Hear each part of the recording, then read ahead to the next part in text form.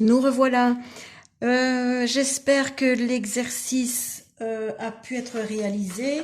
Alors voilà, disons, ce que j'attendais.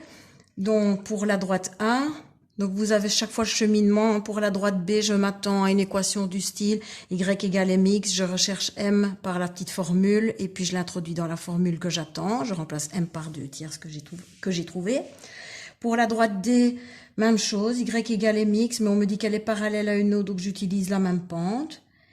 Pour l'autre, elle est perpendiculaire, donc si j'obtiens si j'obtiens moins 3/2 pour l'une, moins 1 sur moins 3/2, ça me donne 2/3, ou je le fais directement. Hein.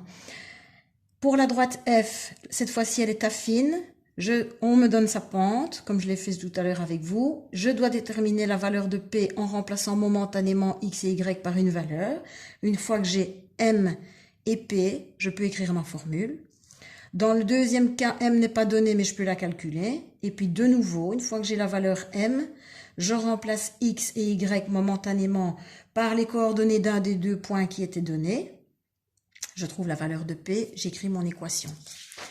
Ensuite, pour la droite I, même chose, je m'attends à une équation, donc c'est une fonction affine, donc équation Y égale mx plus P. M, je peux la déterminer, donc, puisque c'est la pente, grâce à la petite formule. Quand j'ai M, je remplace M dans l'équation, mais je remplace momentanément X et Y pour trouver P.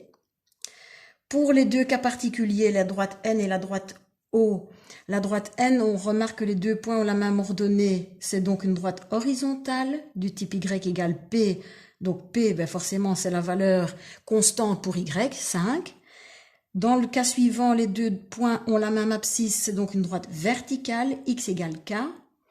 Et donc, je recherche la valeur constamment donnée pour X, qui est 4.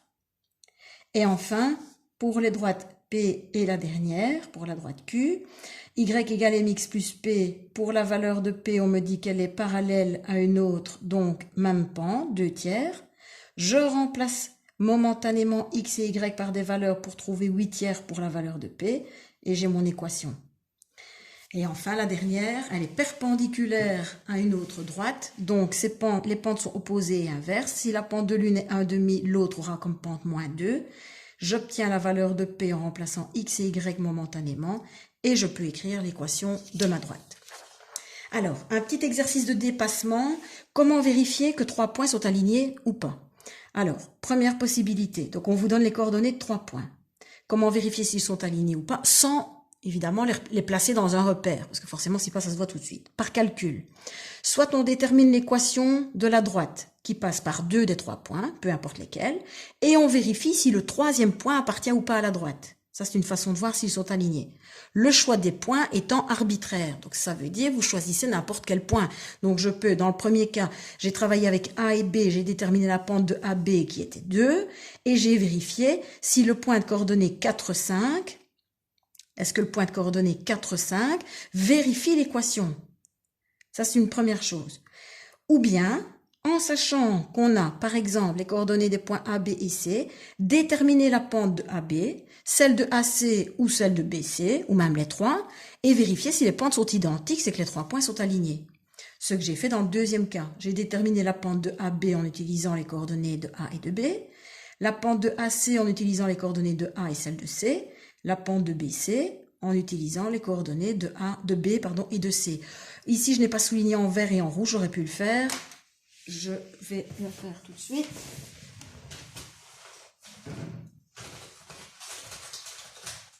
Donc, comme ça, c'est fait.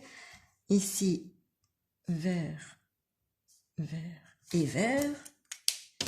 Comme ça, on ne risque pas de se tromper, de travailler avec une ordonnée pour l'une et une abscisse pour l'autre. Voilà. Et donc, toujours la petite formule delta Y sur delta X. Ça, c'est pour clôturer l'équation d'une droite. Alors, on a déjà travaillé avec les tableaux de signes dans le chapitre précédent.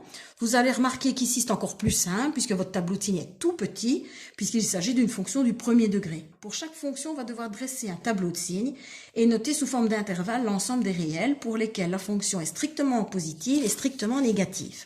Alors, ça, je vous le montre directement. Dans le premier cas, donc on me donne le graphique. premier graphique, deuxième, troisième. On verra que le dernier est un cas particulier. Dans le premier, rappelez-vous, donc un tableau de signes est un tableau forcément qui contient des signes. Donc je dois préciser quand la fonction est positive et quand elle est négative. Tout dépend évidemment, l'élément charnière, ce sera la racine, enfin, quand on avait une courbe, c'était forcément là où les racines. Ici, je n'aurai toujours qu'une seule racine s'il y en a. Donc, puisque la droite coupe l'axe des x au point x égale 2, c'est la valeur 2 que je renseigne dans mon tableau. Donc, à la première ligne, je note 2. Sa valeur correspondante, puisque c'est un 0 de la fonction ou une racine, ce sera 0. Et je regarde. Que se passe-t-il pour toutes les valeurs qui se trouvent à gauche, au plus petites que 2, la fonction est négative, moins. Et pour toutes celles qui sont plus grandes, la fonction est positive, plus. Et donc, on me demande de noter des intervalles. Elle est strictement positive. Donc, elle est strictement positive pour les valeurs à partir de 2 jusqu'à l'infini. Et elle est strictement négative pour de l'infini jusque 2. 2 que j'exclus puisqu'on me dit strictement positive. Si on m'avait dit positive, le 2 était inclus puisque 2 est la racine.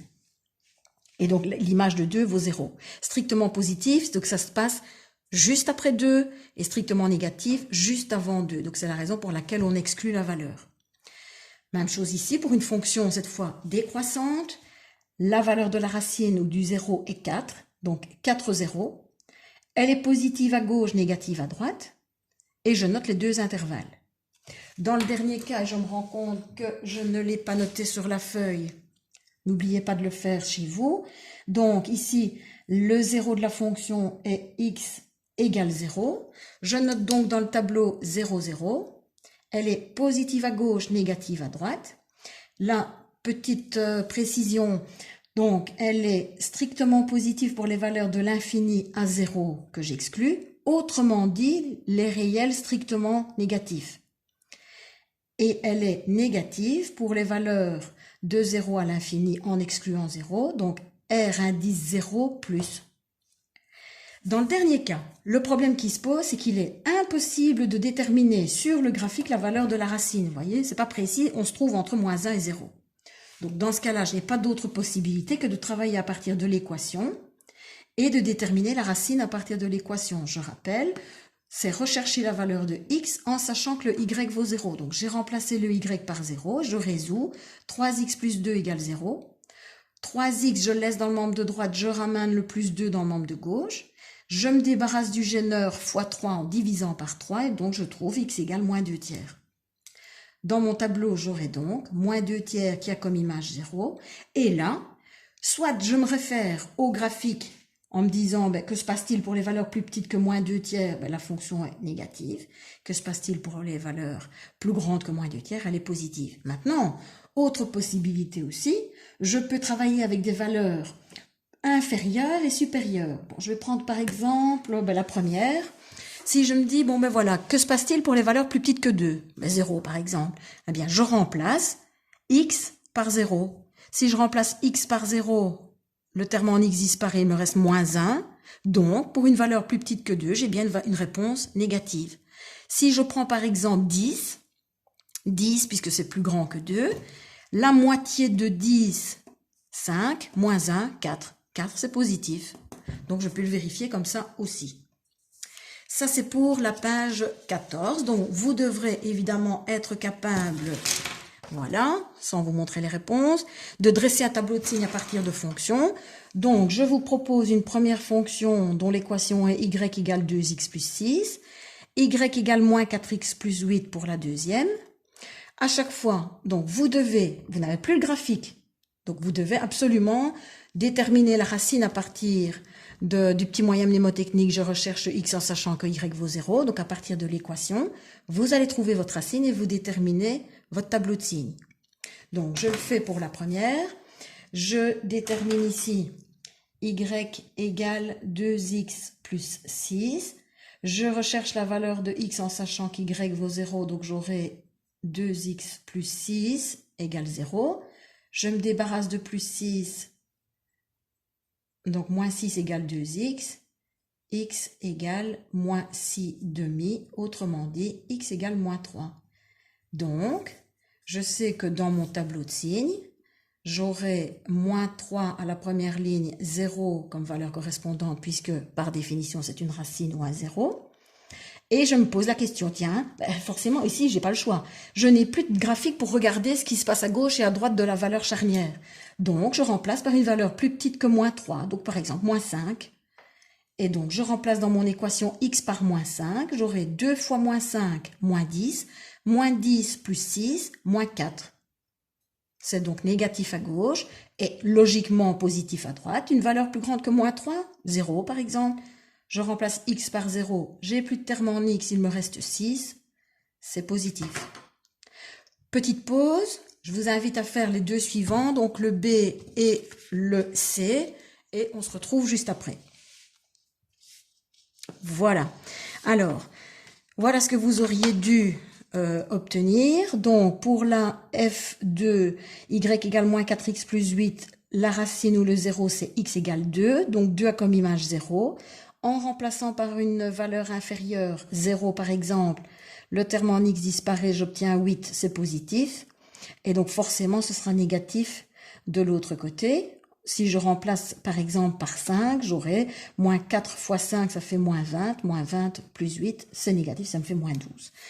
Et alors ici, ce qui la différencie des deux précédentes, c'est qu'ici on avait des fonctions affines, ici elle est linéaire, donc ça c'est encore plus simple. Si elle est linéaire, je sais que la droite passe par l'origine du repère, et donc 0, 0. Donc, bon, je l'ai quand même recherché, mais systématiquement j'ai 0, 0 dans mon tableau. Une valeur inférieure, donc une valeur négative, ben forcément si je remplace x par une valeur plus petite que 0, une valeur négative, 1 tiers fois 1 négatif, ça me donnera du négatif. Et plus grande que 0, donc par exemple 10, 1 tiers de 10 c'est positif.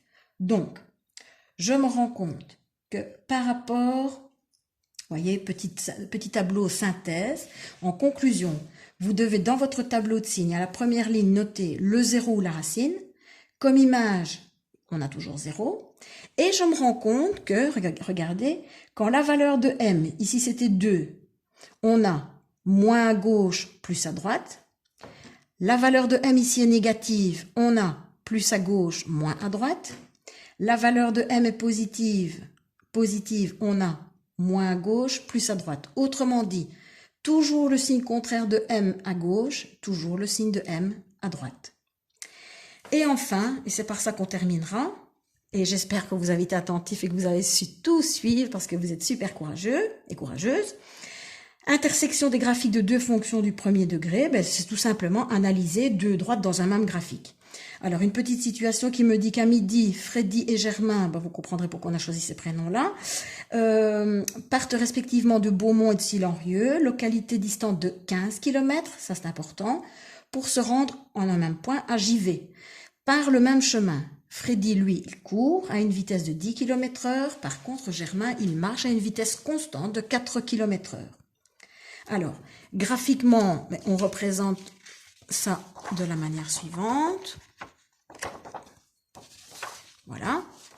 Donc, le nombre de kilomètres varie en fonction de la durée à laquelle ils vont marcher, durant laquelle ils vont marcher, pardon.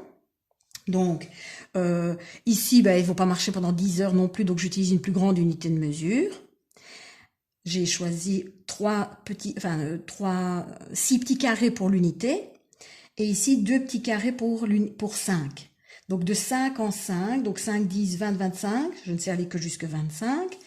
Alors, F et G, F forcément pour Freddy, et G, je me rends compte que je ne l'ai pas noté, et G pour Germain. Donc, Freddy, lui, il court à 10 km/h, donc point de départ, 10 km/h, donc après 1 heure, il a parcouru 10 km, après 2 heures, 20 km, etc. 2 points me suffisent, je trace la fonction, je trace la droite. Par contre, Germain, lui, il part 15 km plus loin, puisqu'ils sont séparés de 15 km à 2 localités différentes. Il part de 15 km plus loin, lui, il marche. Donc, au bout d'1 heure, il aura parcouru 4 km, 15 plus 4, 19. Puis, au bout d'une deuxième heure, il aura encore parcouru 4 km, etc. Et on se rend compte que les deux fonctions ont un point d'intersection. Ça veut dire que les deux personnages vont se rencontrer après 2h30 de marche ou de course et à une distance de 25 km du point de départ de Freddy et de 10 km du point de départ de Germain. Et donc, ça nous amène à compléter ici. Graphiquement, on observe que Freddy rattrapera Germain après 2h30 et qu'il aura parcouru 25 km, alors que Germain, lui, n'en aura parcouru que 10. Alors, l'expression algébrique de chaque fonction, mais forcément f, puisqu'elle passe par l'origine, est une fonction linéaire proportionnelle, donc de 10 km en 10 km, donc y égale 10x. Par contre, Germain, c'est de 4 km en 4 km, en sachant qu'il y a déjà dès le départ une différence de 15 km. Quand on vous demande de résoudre l'équation f de x égale g de x, c'est tout simplement comparer les deux valeurs de y, donc 10x qui est égal à 4x plus 15, et donc résoudre l'équation pour trouver la valeur de x. Valeur de x que l'on retrouve bien ici dans le graphique. Voilà. Se termine maintenant donc le chapitre 10. Alors, comme pour le précédent, vous aurez évidemment quelques exercices, une petite évaluation qui me permettra de voir si tout est bien compris. Mais dans un premier temps, ce que je vous invite à faire, c'est à visionner donc toutes ces petites vidéos, à compléter les feuilles et à essayer de bien maîtriser les différentes notions avant de passer aux exercices. N'hésitez pas. Ce n'est pas parce que je ne vous réponds pas dans l'immédiat que je ne vois pas votre message. J'essaie de répondre le plus rapidement possible à tous les messages que je reçois et je ne vous oublie pas. Je vous souhaite plein de courage, toute la patience nécessaire pour faire tout ça tout seul et peut-être à la semaine prochaine. À bientôt.